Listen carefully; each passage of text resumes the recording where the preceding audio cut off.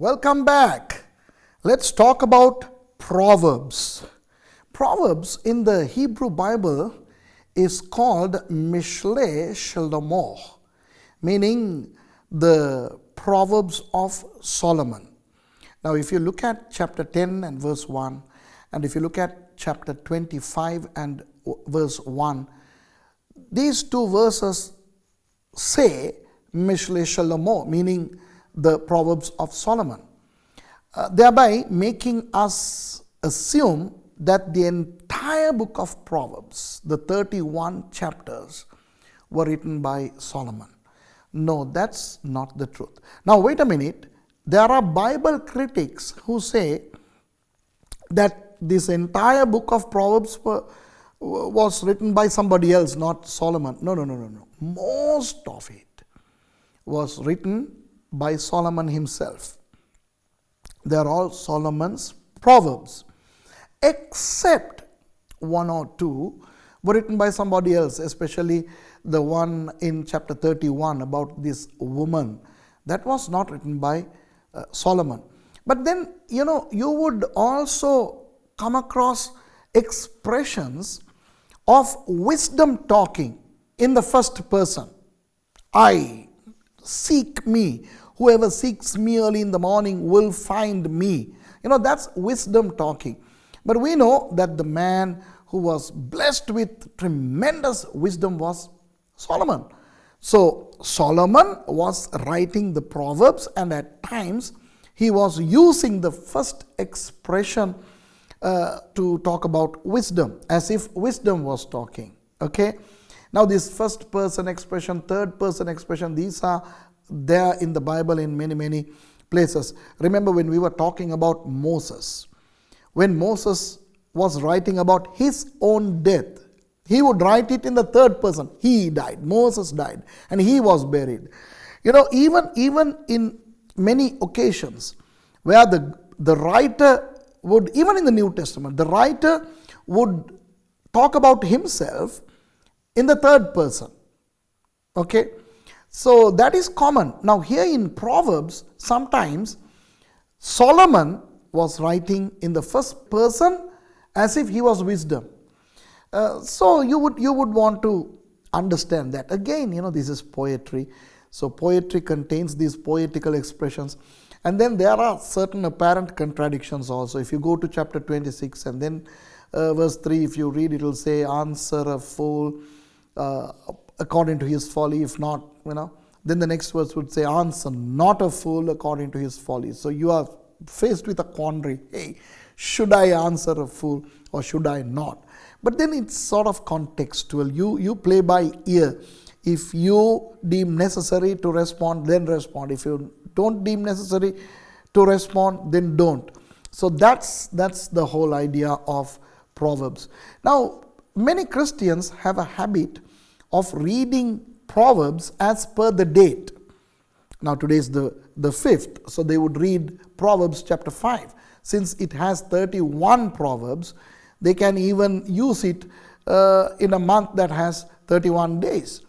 But then it's up to you. There is nothing wrong in reading like that. But then there is no stipulation that you should read like that either.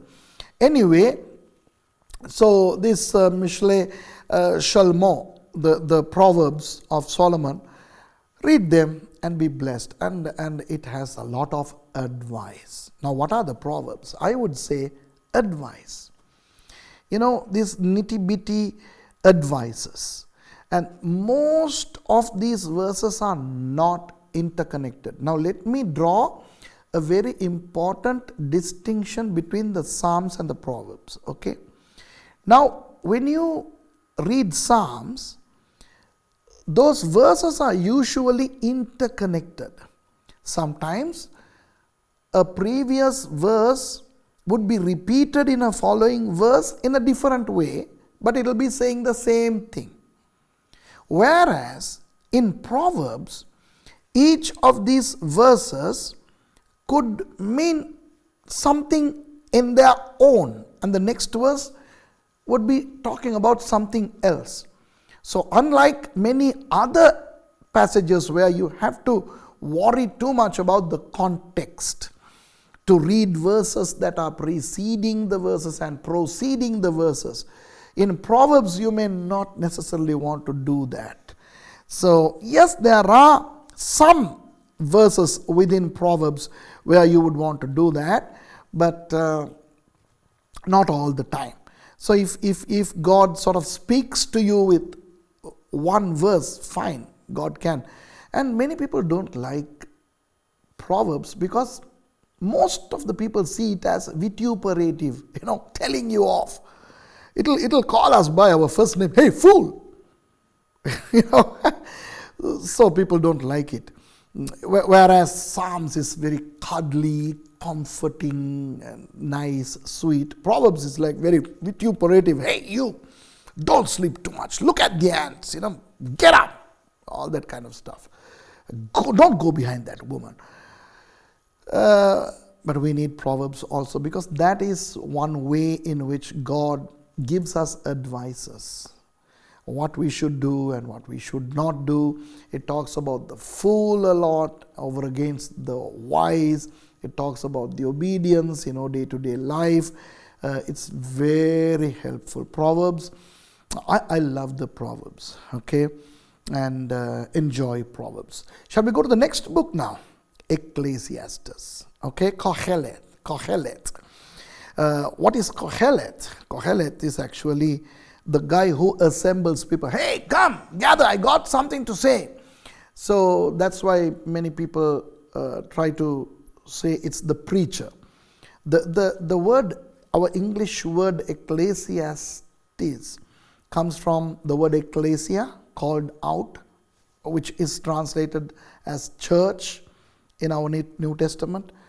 But the real Hebrew rendering is, it's not that. The Hebrew rendering is kohelet, which means the one who gathers people. Hey, I got something to tell you. Come gather around me. What is the idea of the book of Ecclesiastes? Solomon was now towards the end of his spiritual journey, not the physical journey. Now you must really understand that Solomon started really well. He was David's son, born to Bathsheba, and David. And then Solomon ascended the throne, and he was very godly when he did that. Because I don't know about you, if God appeared to me and asked me, hey Suresh, what do you want? I have a list.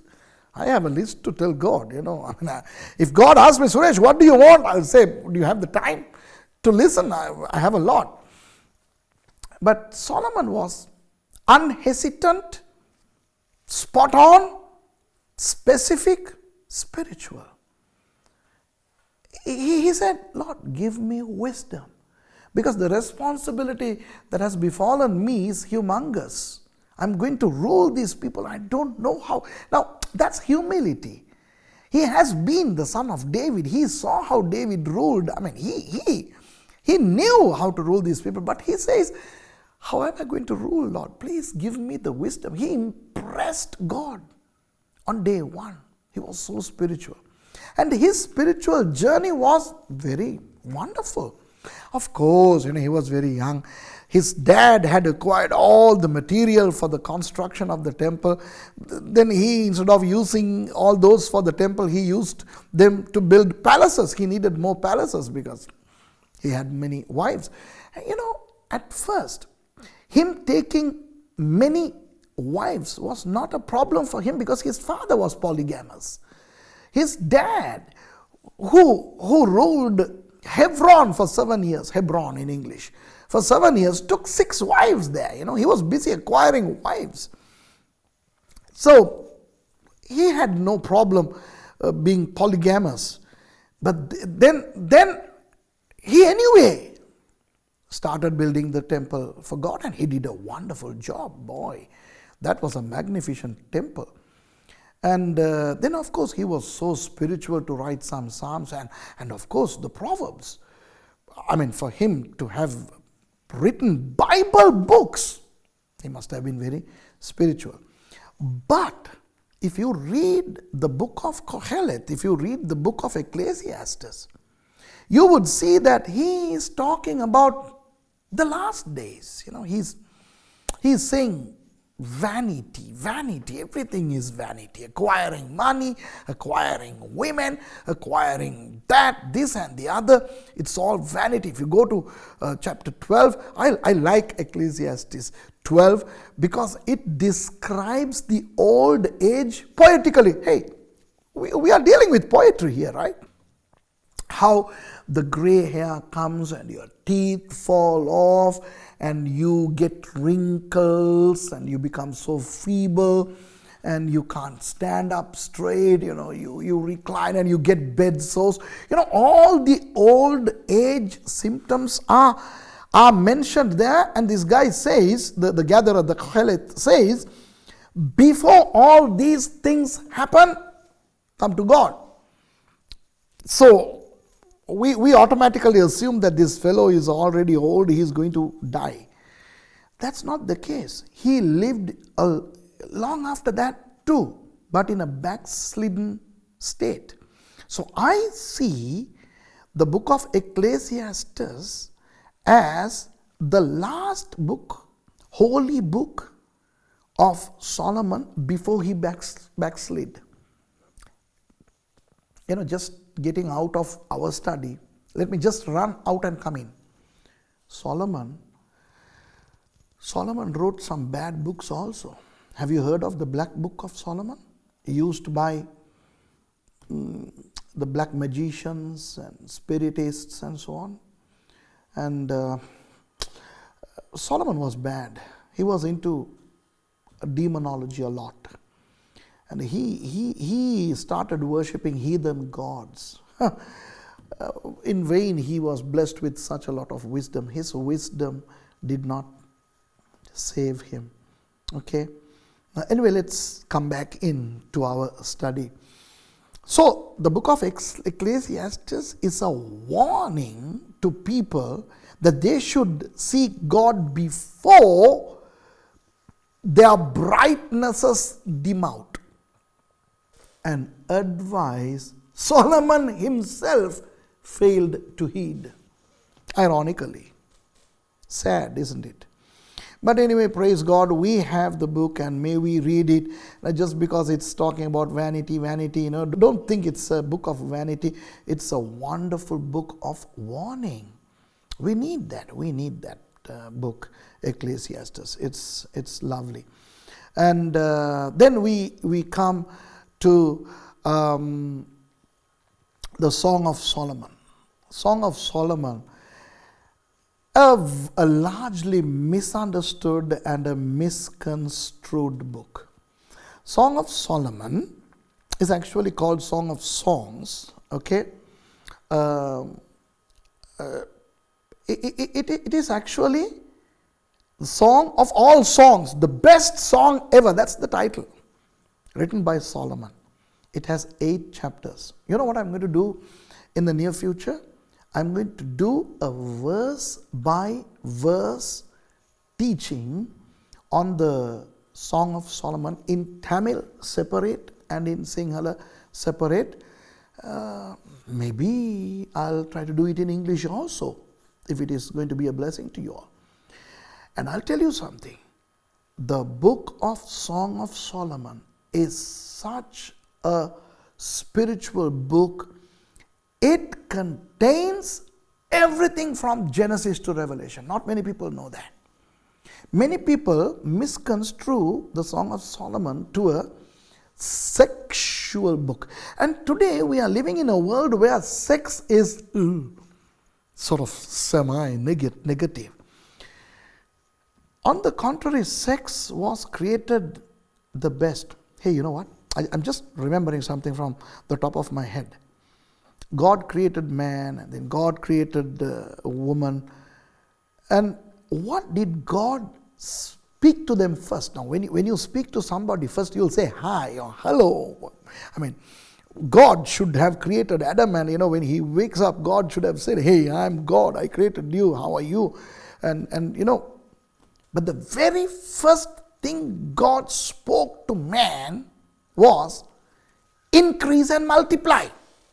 And then conquer and be blessed. You know what I mean? So the very first thing, according to the Bible, according to Genesis, that God spoke to man and woman was increase and multiply. How do you increase and multiply? Without sex. So God was saying, hey, have sex. Get out there and have intercourse. So that was how beautiful sex was. And that's why the devil hates sex. It's not that he doesn't like sex. He hates sex. So what has he done? He had removed the beauty of sex. And he has replaced it with horrible, evil things. Sex has become, it has taken a lot of phases, PHASES phases. What is homosexuality? I mean, you are never born a homosexual. Okay, God doesn't create homosexuals. That's a sin, that's from the devil. You need healing, you need deliverance from that. Okay, I am willing to challenge anybody who wants to talk to me about homosexuality. I have done enough studies on that, and I can argue with anybody to show that homosexuality needs deliverance. And I have here in our college many who come as homosexuals and get healed and delivered from that demonic oppression. That's not a way of life. LGBT, it's not a way of life. It's from the hell. It's from the devil. So the devil has injected a venom called homosexuality. You know, a man is attracted to a man. A woman is attracted to a woman. That's not how God created. Then bestiality sex. You know, man is attracted to animals. Come on. I mean, that's horrible, isn't it? You know, people having intercourse with animals, and in some countries, it is becoming a law that you can marry an animal. When they showed me the first video clip of a woman marrying a dog in Netherlands, I thought this is a joke. Maybe they're doing something for Candid Camera or America's Funniest Home Videos or something. But then when they told me it's real, I was so shocked to smithereens. When my wife and I first went to Augusta, Georgia, when we were in Augusta, Georgia in 1993, we saw the first wedding of two men, a man marrying a man. And I was like, is this a joke? Is this real? And then when I was told it's real, a man is getting married to a man, I was like, where is this world going to? But today, this is legal in many countries, and it's a way of life, no problem. Lesbianism, gay, the wonderful, beautiful English word called gay, which talked about the aesthetic beauty, is now a word to denote homosexuality. Crazy. And now, bestiality sex. People marrying animals. What about pedophilia? People having sex with children and even infants. How many people are getting caught? Now, people are getting caught. What about people who don't get caught? How can you gratify yourself sexually with an infant, with a child? I mean, this is directly from hell. Then you get fetish sex. People having sex with objects, dolls, and all that. These sex shops. How do you know? So I've been to the sex shops. I have seen what those fellows are selling. Artificiality. It's horrible. This is all from the devil. Okay? And I can name them: group sex, wife partner swapping, and bisexual, homo and heterosexual, bisexual. Oh, why is the devil waging war against sex? Because sex is good. It was created by God. It was a blessing to man and woman. The first thing God told them was increase and multiply. I came from a Hindu religion, 330 million gods. Not one of those gods called their believers my spouse, my wife, my bride. What does Jesus do? Jesus came and died for you and I. By his death, his shedding of his blood, he purchased us to be what? To be his bride. So, bridegroom and bride, there is the element of sex, at least in the tone of it. It has sex. Even if there is no real physical intercourse, the idea of sex is there. He is the male, he is the bridegroom, and we are the bride, we are the spiritual female. So, if sex is bad, would he use that analogy? Revelation 19, the wedding supper of the Lamb of Jesus with his church. Okay, parable of the 10 virgins. You see, sex is not at all bad. It's wonderful. And therefore, Song of Solomon is based on this wonderful, beautiful blessing called sex. Okay? And the bridegroom there is Solomon. And the girl, the female, is called in our English Bible the Shulamite. Shulamite. Hey, you know what Shulamite is? It's nothing other than the feminine of Shalmo, Solomon. So it's the female of Solomon. It's like now Suresh, Sureshi. There is nothing called Sureshi, although Koreans call me Sureshi, Suleshi. Right? But if there is a female name to my name, Suresh, it should be Sureshi. Like that, the Shulamite in the Song of Solomon is actually the female version of Solomon. So, Solomon is allowed by God in a typological sense in that book to play the role of Jesus. Woo! Sad that he backslid, right? Anyway, and the Shulamite is the church. But take this from me, my dear friends. The whole book, consisting of 8 chapters, does not talk just about Jesus and the church. It talks about pre-creation, creation, and the entire story from creation up to Jesus. Then the death of Jesus and the life of Christ. Okay? And the church. And even what's going to happen in the future. The rapture. Hey, rapture is there in the Song of Solomon. Okay? Second coming of Jesus and the eternal, the new heaven and the new earth. You know, when I am talking, I think I would want to do this in English also. So yes, I am deciding right now that soon when I start doing my Sinhala and Tamil teaching on this Song of Solomon, I am going to do English also. We all can be blessed. Okay? So my dear friends, read the Song of Solomon not thinking as the negative. It's talking about the breast of the woman and having sex. Hey, don't look at it as a R-rated movie. You know, it's not a R-rated adult movie. It's so beautiful. It's so spiritual. It's so prophetic. It has history. It has predictions. It talks about what happened then, what's happening now, and what's going to happen in the future.